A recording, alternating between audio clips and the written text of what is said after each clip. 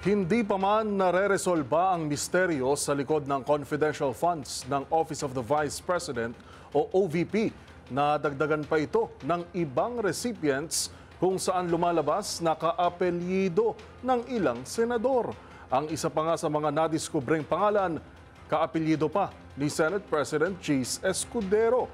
Ang tugon dito ng isang kongresista, tinutukan ni Milky Regunan.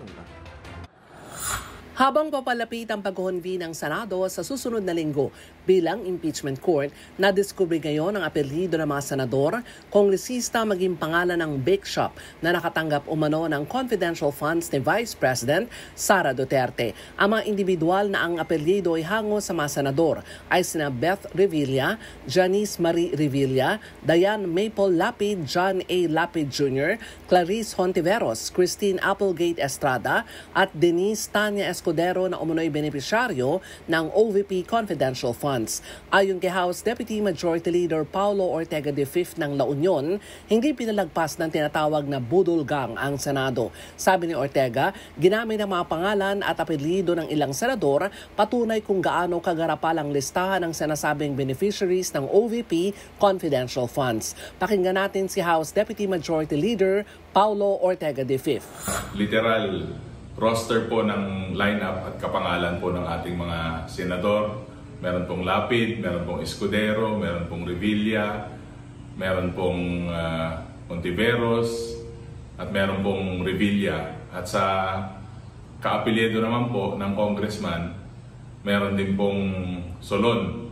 So makikita po natin as submitted to the Committee on Good Government na itong mga pangalan na po na to ay na-verify po at ganun pa rin po ang sitwasyon. Wala pong records from the PSA, wala pong marriage, wala pong death, saka wala pong birth certificate. Dagdag pa ni Ortega, kasama na ni Mary Grace Piatos si Conor Adrian Contis, nahango naman sa bake shop. Sa mga mamabatas naman, ginamit ang apelyidong Solon na kinabibilangan na Chris Solon at Paul M. Solon, kapareho ng surname ni Sarangani Representative Steve Chongbian Solon.